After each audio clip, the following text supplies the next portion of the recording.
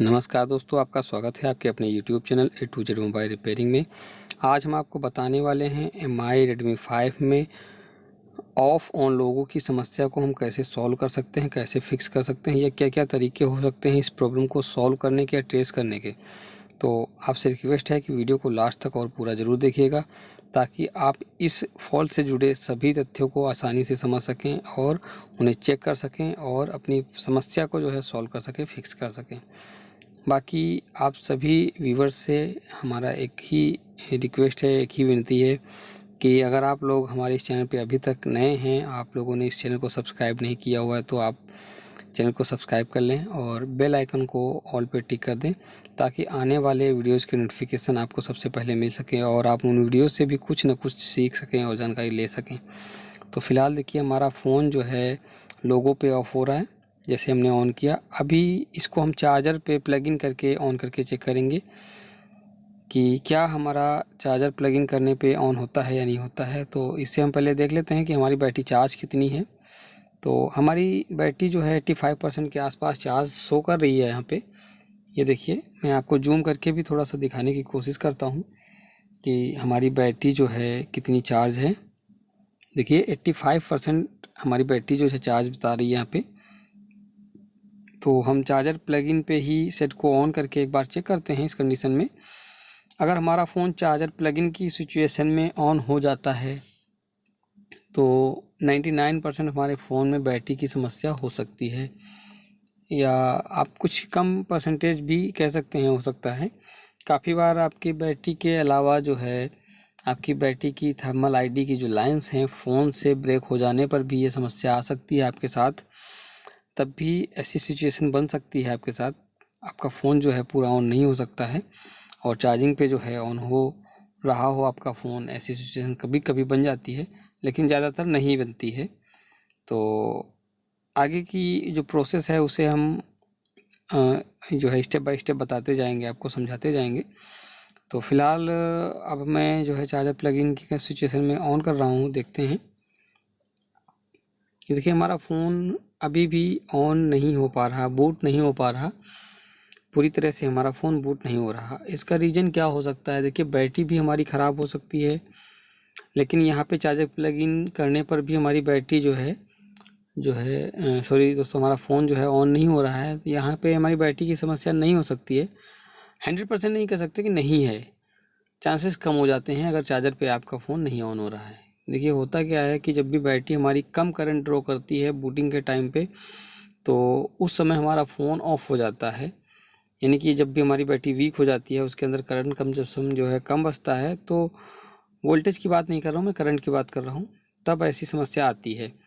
तो हम चार्जर की सहायता से जब ऑन करते हैं, ऑन हो जाता है, तो समझ लेते हैं कि बैटरी हमारी ख़राब है।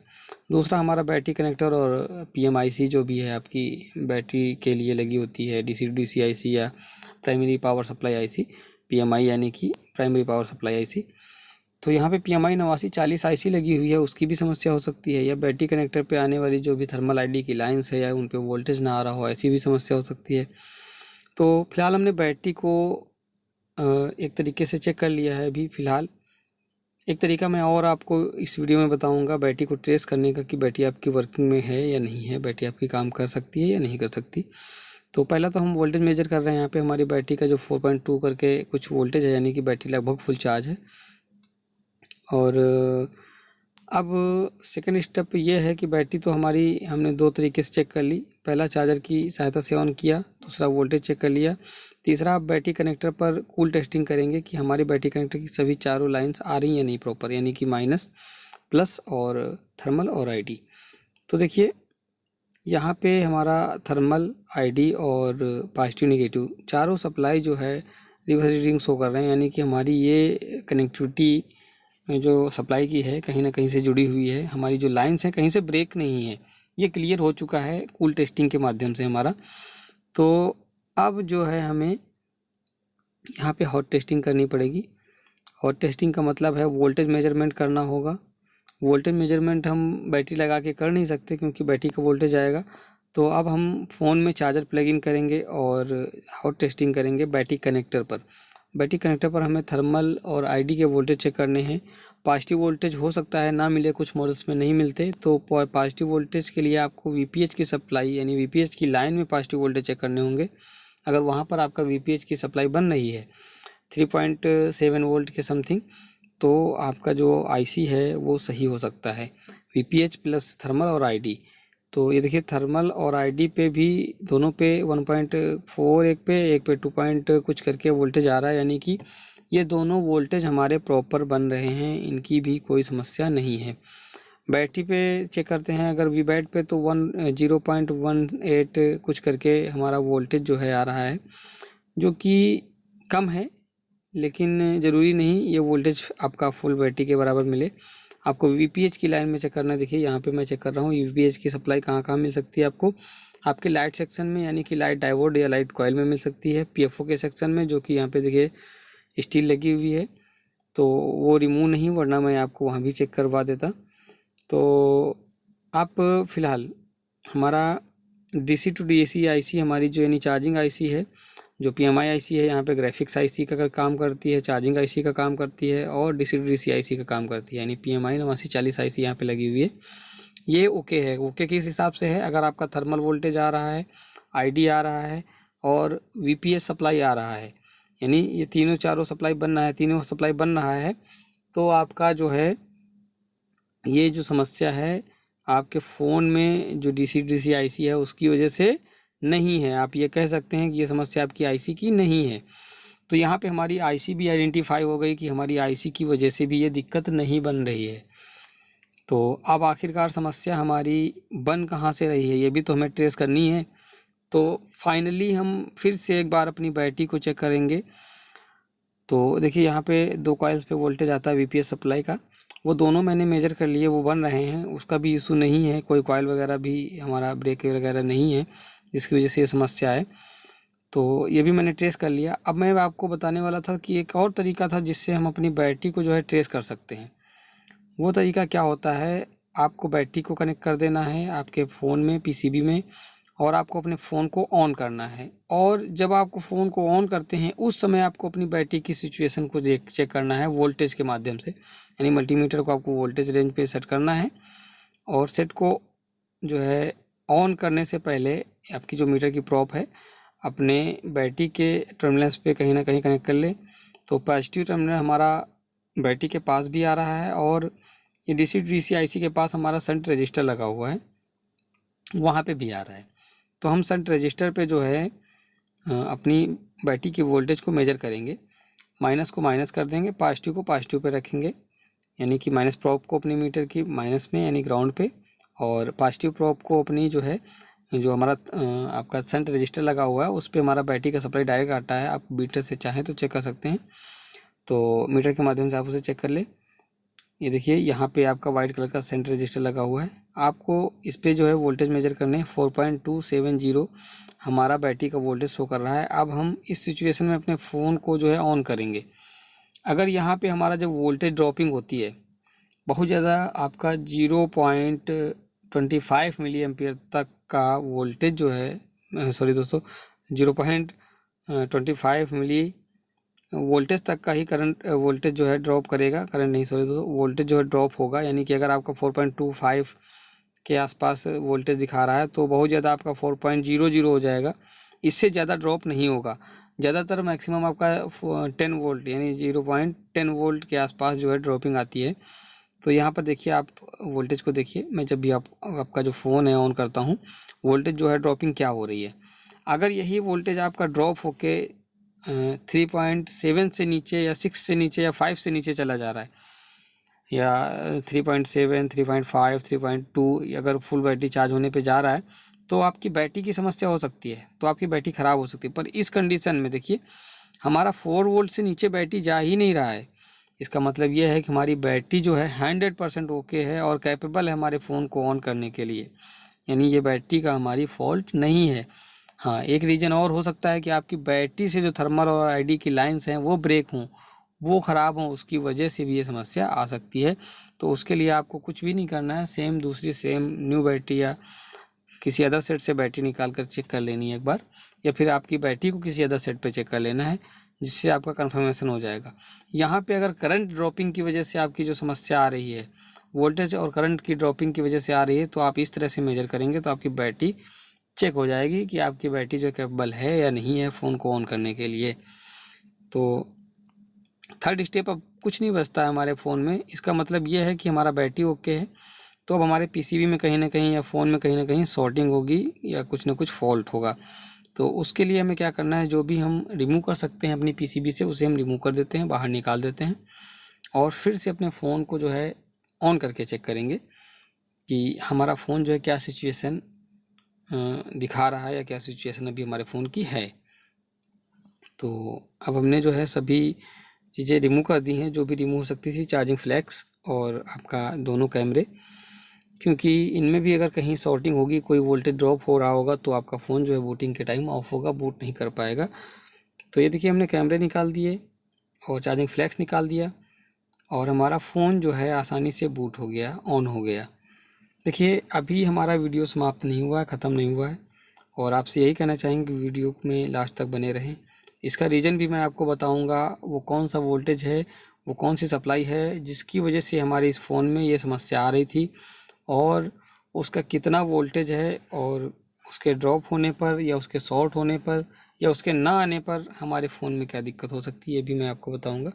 फ़िलहाल मैं सेटअप विजार्ड को कंप्लीट कर लेता हूँ, उसके बाद जो है आगे की बातचीत आपसे होती है। तो अभी तक हमारे इस चैनल पे जो व्यूवर्स हैं दोस्तों, 100% में से मुश्किल से 6 से 7% लोग ही ऐसे हैं जिन्होंने इस चैनल को सब्सक्राइब किया हुआ है। तो आप लोगों से फिर से एक बार रिक्वेस्ट है कि हमारे इस चैनल को सब्सक्राइब कर लें, बेल आइकन को ऑल पे टिक कर दें ताकि आने वाले वीडियोज़ की नोटिफिकेशन आपको टाइम पर मिलते रहें और आप उन वीडियो से भी इस वीडियो की तरह कुछ ना कुछ सीख सकें और जानकारी ले सकें। तो फ़िलहाल हमारा जो सेटअप विजार्ड है दोस्तों कंप्लीट हो चुका है। अब हम फिर से अपने चार्जिंग फ्लैक्स को कनेक्ट करेंगे। देखिए हमारी ये समस्या कैमरे की वजह से नहीं थी, चार्जिंग फ्लैक्स की वजह से ये हमारी समस्या थी। अब इस मॉडल में तो हम चार्जिंग फ्लैक्स को चेंज कर सकते हैं, न्यू लगा सकते हैं, चार्जिंग यूआई को भी चेंज कर सकते हैं क्योंकि ये मार्केट में अवेलेबल है।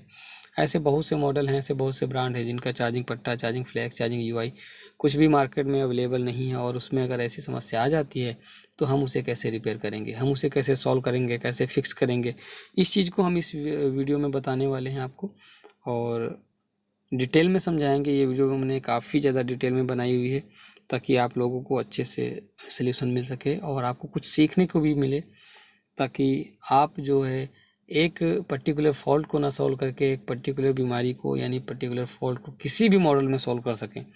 कोई भी ब्रांड हो, कोई भी मॉडल हो, लेटेस्ट हो, न्यू हो, ओल्ड हो, सभी को आप सॉल्व कर सकें, फिक्स कर सकें। तो फ़िलहाल इसको चेक करने के लिए मुझे सब बोर्ड है हमारा जो, उसके लिए रिंगर डिब्बी जो है उसे ओपन करना होगा। ओपन करने के बाद आपको मैं इसकी सिचुएशन दिखाऊंगा, कंडीशन दिखाऊंगा और ऐसी कौन सी सप्लाई है, ऐसा कौन सा वोल्टेज है या ऐसी क्या समस्या है हमारी चार्जिंग यूआई या चार्जिंग पट्टे में जिसकी वजह से हमारा फ़ोन जो है बूट अप नहीं कर पा रहा, पूरा ऑन नहीं हो पा रहा। तो देखते हैं। ये देखिए हमारा चार्जिंग कनेक्टर के पास काफ़ी कार्बन है और मॉइस्चर भी है, पर हमारा जो चार्जिंग का पट्टा है, फ्लेक्स केबल है, वहाँ के जो कनेक्टर्स हैं, जैक हैं, वो काफ़ी क्लीन हैं, साफ़ हैं और वहाँ पे ऐसा कोई शॉर्टिंग जैसा मसला नहीं लग रहा है या कोई भी मामला ऐसा नहीं लग रहा। पर यहाँ पे देखिए ये हमारी जो नेटवर्क के लिए, नेटवर्क बूस्टिंग के लिए एक आईसी छोटी सी लगी होती है माइनस सप्लाई में, नेटवर्क माइनस सप्लाई में, यानी कि नेटवर्क के आपके पॉजिटिव और नेगेटिव दो टर्मिनल होते हैं, उसमें से माइनस सिरे में आपकी एक आईसी लगी होती है नेटवर्क बूस्टिंग के लिए, फिल्टराइजेशन के लिए। उस आईसी पे हमारा एक वोल्टेज आता है, ऑपरेटिंग वोल्टेज, जिसका वोल्टेज होता है 2.8 वोल्टेज के आसपास।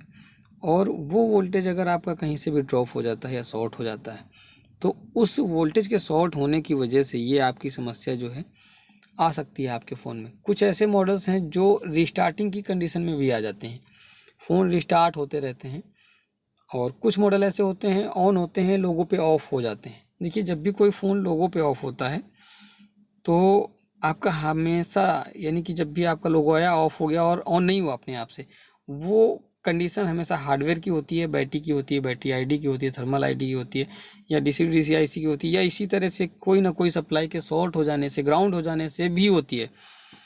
तो इसके अलावा और कोई रीज़न नहीं होता है। और होने को तो कुछ भी हो सकता है, इतना बड़ा आपका पीसीबी का सर्किट है, कुछ भी ऐसी लाइंस होती हैं, काफ़ी बार आप उसे मेजर नहीं कर पाते, ढूंढ नहीं पाते, उसकी वजह से भी समस्याएं आती हैं। तो यहाँ पर हमारा जो सिचुएशन था 2.8 वोल्टेज की सप्लाई शॉर्ट होने की वजह से था। तो एक कैपेसिटर शॉर्ट था और रजिस्टर भी हमने जो वोल्टेज दे रहा था उस कैपेसिटर को, आईसी को, ये जो हमारी फ़िल्टर आईसी है, इसको मैंने वो भी रिमूव कर दिया है और आपको वहाँ पे अभी वोल्टेज भी मेजर करके दिखाता हूँ। फ़िलहाल मैंने दोनों तरफ से अपने फ्लैक्स को और यूआई को जो है कनेक्ट कर दिया है, चार्जिंग यूआई के पट्टे को। अब मैं अपने फ़ोन को फिर से ऑन करूँगा और आपको दिखाऊँगा कि क्या हमारा फ़ोन जो है अब बूटअप कर पा रहा है या नहीं कर पा रहा, बूट हो रहा है या नहीं हो रहा। तो देखते हैं दोस्तों, ऑन करते हैं अपने फ़ोन को हम,